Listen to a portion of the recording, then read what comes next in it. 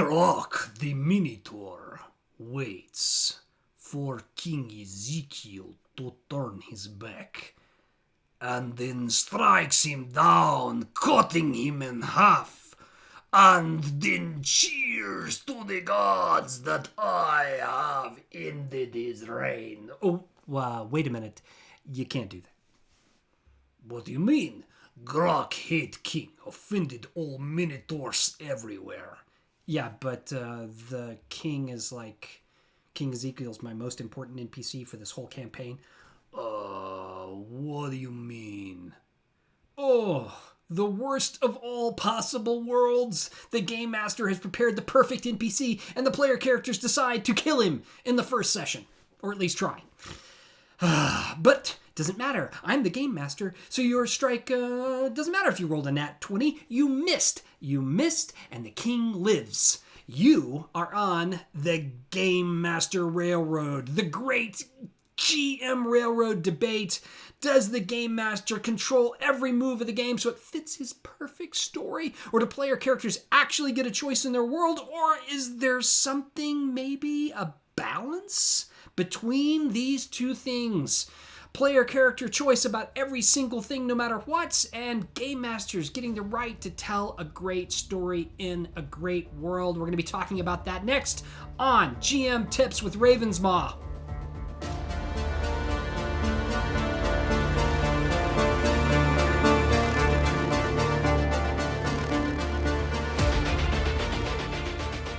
All right, welcome again to GM Tips. I am Ravensmaw, aka Eric Mason. I am here to talk about a huge debate that has gone on in my games, outside of games, online, the great GM Railroad debate. You know, it really is about this balance that goes back and forth between players and game masters, and very often it's game masters themselves who criticize other game masters for saying, you're just putting them on the Game Master Railroad, you're not giving players any choice. This really goes back to what is a game master. Is a game master a gamer? Like, are they actually a part of the game, or are they a facilitator? They're just facilitating the game. The game is really just between the players and the world, and the game master is just facilitating that interaction, right? They're just helping things along and answering questions when they come up or something like that. I don't know if I fall into that category. And the worst of all possible worlds, in my opinion, Game Master speaking here, is the Game Master as an umpire. Just calling balls and strikes. Just calling, yeah, you can do that with this spell. No, you can't do that with this spell. No, sorry, your history check doesn't apply here. You have to use this check. Is that really all we are? It's just an umpire. Not really players in the game. Just sort of outside the game calling balls and strikes. Oh, no, please, let it not be that. That would be miserably unfun for me. And I'm speaking honestly here. Everything here is just my opinion. So what is a Game Master? Well, there is an actual definition that you can pull up online, and it says this: a person who organizes and oversees a role-playing game in particular by narrating the details of the story that are not controlled by the players. Seems pretty straightforward. But what does all that mean? Well, let's talk about a story, because that's in the definition. What is a story? A story has a setting. It has a place, a time, a world, a room, something about the setting. That might include the weather. It might include the timeline or the world, like Dungeons and Dragons or science fiction or post-apocalyptic. A setting, right? It also has characters, okay? You have smaller characters and bigger characters, but every good story has a character, all right? There's a conflict. What do I mean by conflict? There is a fight that the characters have between either other characters or the setting itself, right? So man versus nature, woman versus man, orcs versus ogres. There's some kind of a conflict going on. It could be an emotional conflict, a spiritual conflict. It could be an actual physical broadsword to brain conflict, right? The action is the plot. What actually happens in the story? What goes on from the presentation of this conflict in this particular setting with these particular characters? What happens next is the conflict, right? The plot in action. Then there's an ending. There's a resolution, right? It's never endless. Something is going to happen. Things will build to a climax. There is a crescendo of action. There is a climax at the end of this story where we have a resolution, some kind of an ending. And then what follows next? Well, hopefully another conflict, right? So who's in charge of all that? Well, I think it's a mixture of things. When it comes to the setting, it's really the game master. The game master has to set up the world. That's a huge part of being a game master. It's kind of the fun of it. For me, I love running a homebrew campaign. I've got my own world. It's called Sicaria, and we've got this place that I have a little bit of control over. I've gotten tons of help from other great players and game masters to help build out that homebrew world, but the setting is controlled by the game master, okay? Now, the characters are a mixture, right? So the player characters, the players decide who their characters are going to be. They decide some of their backstory. Hopefully they integrate that into the setting and the world. And the game master has to develop the non-player characters. Although I've had player characters come up with great non-player characters too. But the game master's job, member, is to narrate the story that is not being controlled by the player characters or the players. Right? So it's this mixture of the two, NPCs and PCs, right? So they're controlling it back and forth, and that's a balance there. Then you've got the conflict. In my opinion, it is the game master's job to set up a good conflict. That is what draws us into a role-playing game, is the fight. It might be the players against the sea and the storm. It might be the players against an evil god bent on destroying their world. It might be a conflict between two political parties fighting back and forth about who will control a town. Either way, the conflict needs to be set up by the game master. Now, this is where it gets a little confusing. I think this is where the balance comes in. Some people will say, no, the players get to decide what the conflict is. If they want to, go out into the desert and die by burning sun and dehydration in the sands, then that's their choice. Yeah, I suppose so, but that's pretty boring. To be honest with you, I mean, sure, the players should have some say in how the conflict is enacted in the world, but it is the game master's job to set up that conflict. Figure it out early. We'll actually have a whole video just on setting up great conflict. What might be getting confused here is the plot, the action of the story, because that is where the players are essential. They, in many ways, are in charge of the plot. They decide action by action by action how they respond to the setting and the conflict. However, remember, the game master has a say in this as well, because the non-player characters, the big bad evil guys or the big bad good guys, or whoever, also get decisions in that matter. And I think in a realistic sense, the game master and the PC are working together to tell the story through their choices and their actions. That's the beauty of the role-playing game. But it is a give and take in the plot. And that is really where the players get so much control, right? And then we've got the resolution, how things end. Again, a balanced relationship between the players and the game master, as the player characters are guided by their choices and the game master decides how the world responds, right? And it needs to be a give and take. Good example, say the big bad evil guy turns out to be not so big and bad and maybe a bit sympathetic, and so at the end of this great storyline where you've built up the players fighting against the evil god, they find out, well, the evil god actually has some good points here. I think we're going to let the evil god live, and we're not going to kill off the evil god because, there's some good things that the evil god has been doing.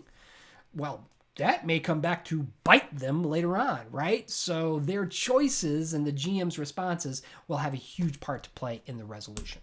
So, how does this relate to the whole idea of the GM Railroad? Well, supposedly the opposite of the GM Railroad is the sandbox, where the players have a totally open world. They can go where they want and do what they want anytime that they want, right? In many ways, it's the players happen to the world. Their decisions control everything about what happens next.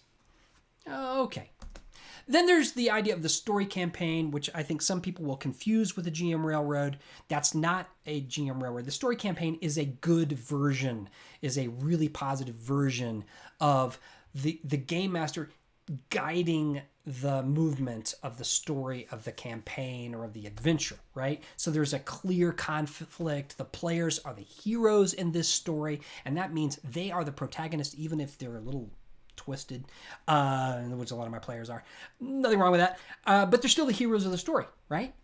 The story pushes the action. So it doesn't force the action, but it does push it along because the story is going to happen. Now, I posted about this on a great Game Master forum where I asked the question, what is the great railroad, GM Railroad debate? Got some incredible responses from these fabulous Game Masters from across the world. One of my favorites was this.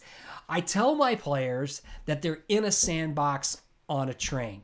Go where you want, do what you want, but we're going somewhere, right? I think that's a really, really terrific analogy for how we should approach our relationship with the players and the game. You're in a sandbox on a train. We are going somewhere with this story. So that's the story-based campaign, where players create the plot and control the action with the GM. There is a cooperative part of the story, and that's really what makes it fun, and how you avoid these situations like, Grok the Minotaur kills the king. Remember, there's a cooperative part of this where the king has choices to make too. The king's guards have choices to make, and you need to be able to improv your way through it so that the resolution of the story depends on both the game master and the players, right? So they're working together. A story depends on player characters.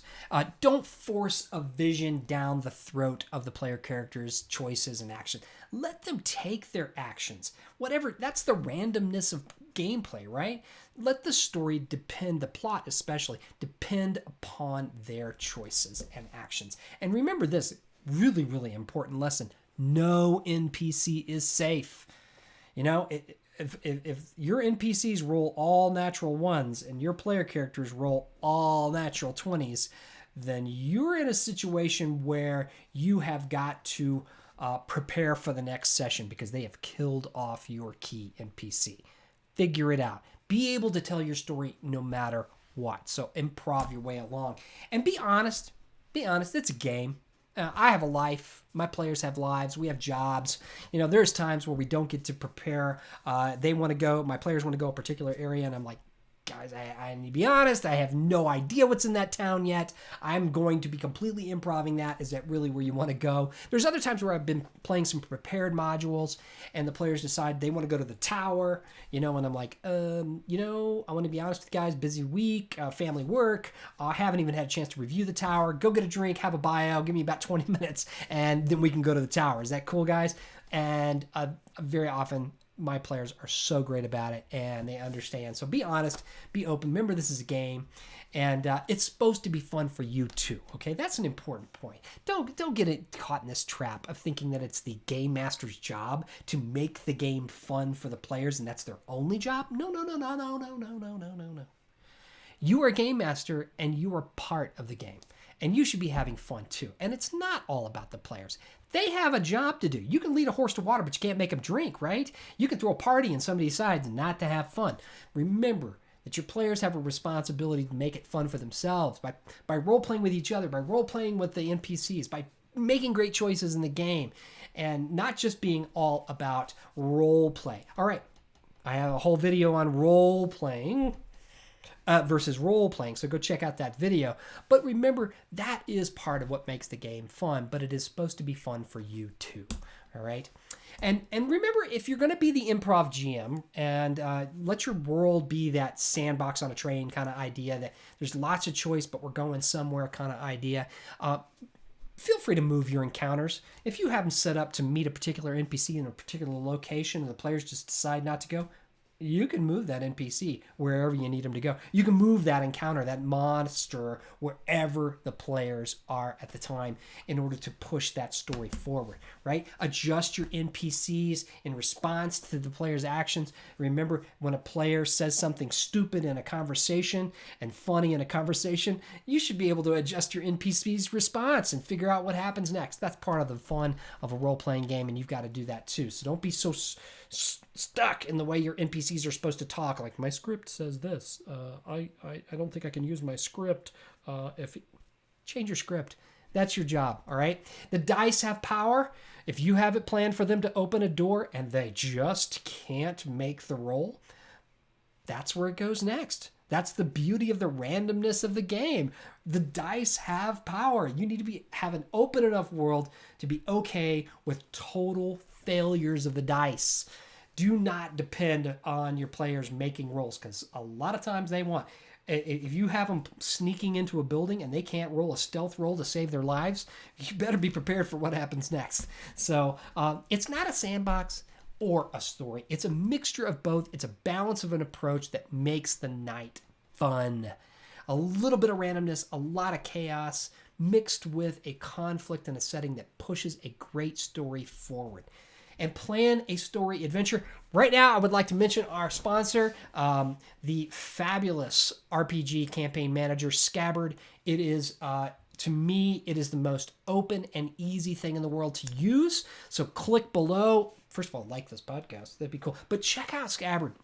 It is so easy to use. I love it. And specifically, I want to talk about the Adventure Builder today. So I just want to show you a little bit of the Adventure Builder. This thing is pretty daggum cool. It's basically what you got here is you have got a this really cool system where you make the choices, like build your own adventure.